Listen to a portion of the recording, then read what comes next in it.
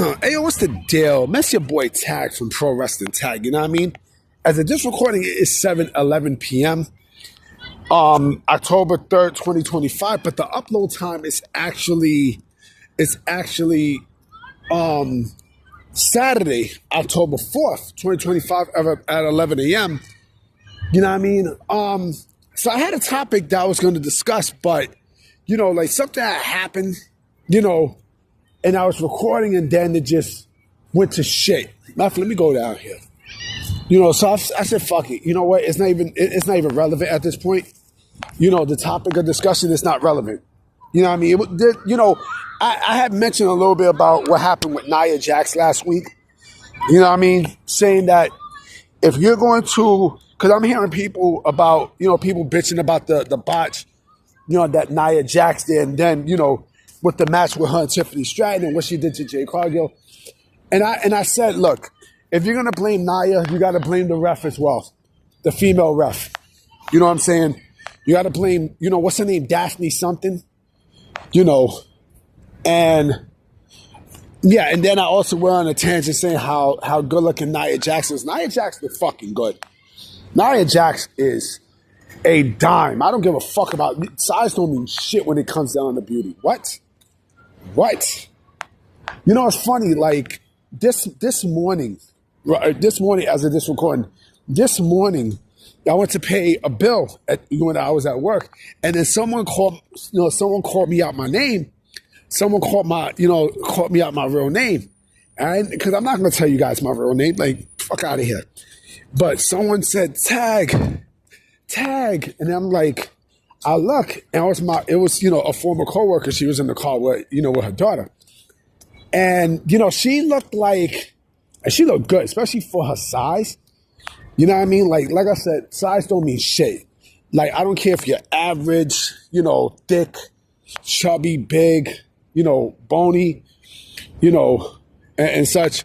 If you look good, you look good. She looked like Queen Latifah. You know what I mean? So I said about Nia Jax, and that was that. You know what I mean? Like if you're gonna blame Nia, you gotta blame the fucking ref too. But what I want to talk about is something that I seen someone put a post on Twitter, right? That had me thinking, right? And this would usually be a discussion video, but I said, fuck it. You know what? Let me speak my piece on this. Because I thought about something, right? And what this person said was absolutely fucking true. You know what I mean? What I'm about to say, the person was actually spot on. You know what I mean?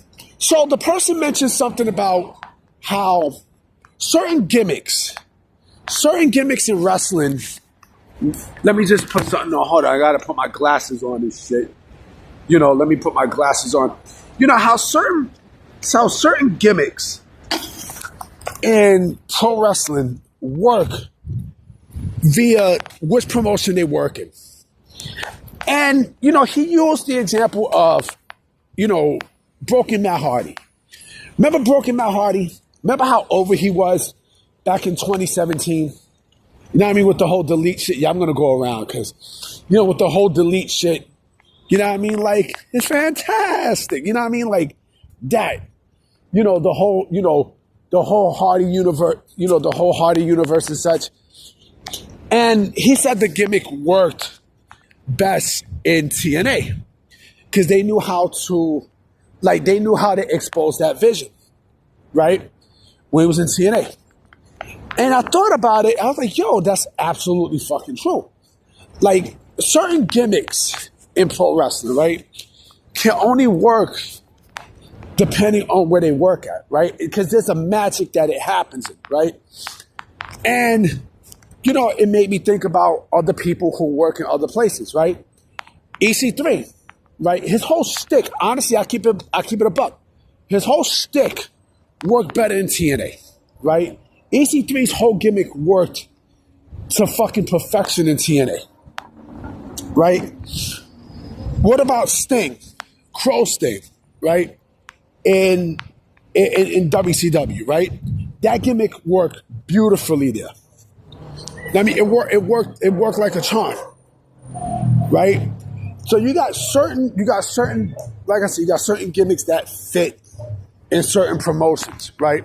That gets over in certain promotions. And then when another promotion tries to, create that gimmick, the magic might not be there. You know what I'm saying? It's no different than, how can I say this? It's no different than a star, right? Who plays for one team, right? But when they go to another, and he or she was an all-star, a legend in that team, right? But then when they go to another team, right? Like, the mystique is finito, it's done. Look at, let me see. I give you a great example, right? You guys remember Chris Webber? Chris Webber was a basketball player, right? Who was just killing shit in the NBA, like in the mid to late 90s, right? I mean, he was killing shit. And his best years was when he played for Sacramento, right? When he played for the Sacramento Kings, right? When he got traded to the Sixers to play with Allen Iverson, right? It was not the same. Everything just went to shit. Everything went to complete shit when he, you know what I'm saying? When he played when he tried to play with AI. And I love AI. I think AI is fucking great. You know what I'm saying? But when he went to, play for it just didn't work because, Allen Iverson basically, as much as I love AI, he was a fucking ball hog, right? It's the same thing with certain gimmicks in pro wrestling, right? Where like that magic just don't fit. You know what I mean? Like, imagine Stone Cold Steve Austin, right? In fucking WCW. It wouldn't work. It just would not work. That gimmick would not work because the magic is not there, right?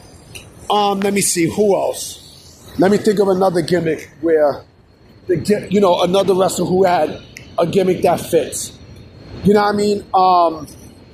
I can mention ECW, like that's Raven, right? When Raven, I know it's a fucking train. I'm right here by the fucking, almost close to the Brooklyn Bridge, right? Raven, look at Raven, right? Raven's magic fit perfectly in ECW, right? That shit fit like a hand in glove.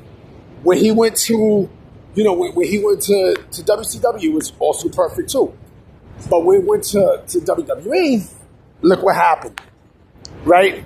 DDP, same shit, right? I mean, DDP, they gave DDP an entirely different gimmick when he went to WWE, right?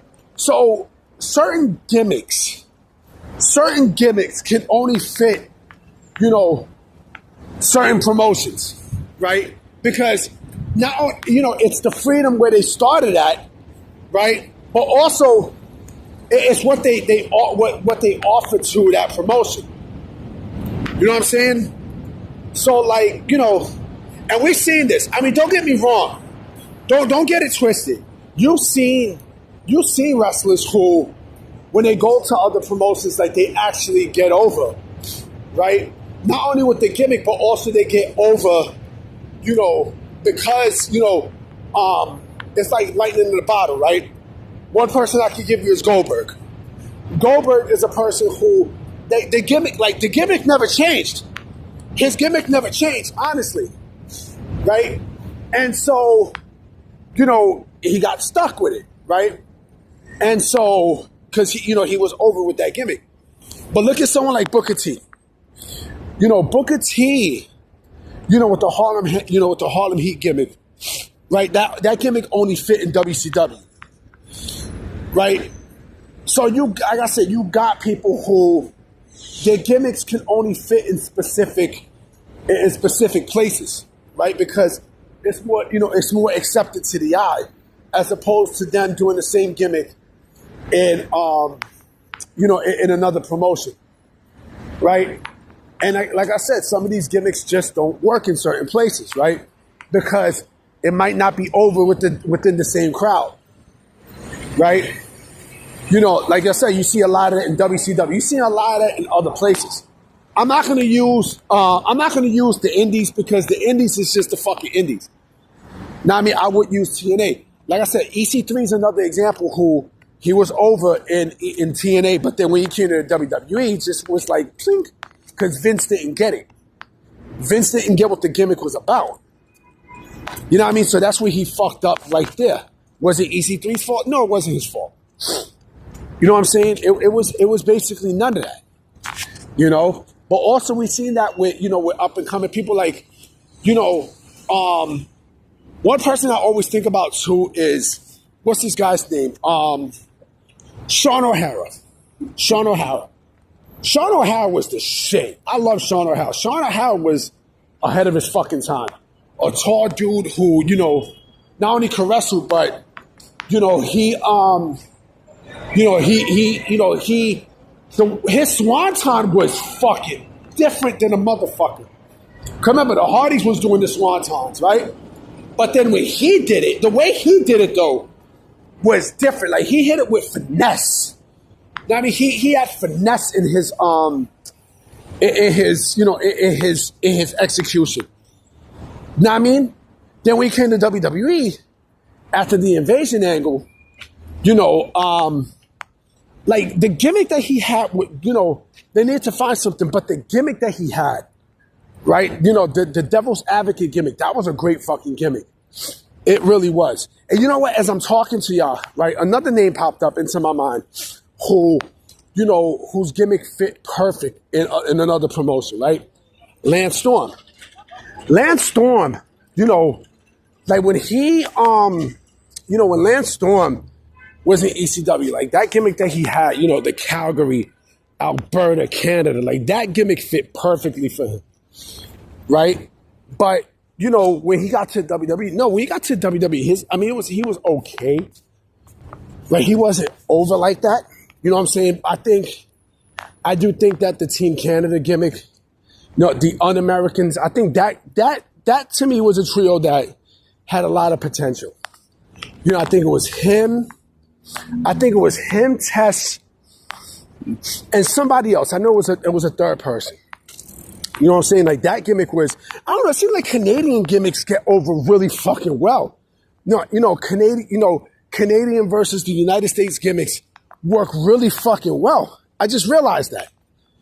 You know what I mean? But yes, there are some gimmicks that, to me, work better in other promotions and such, right?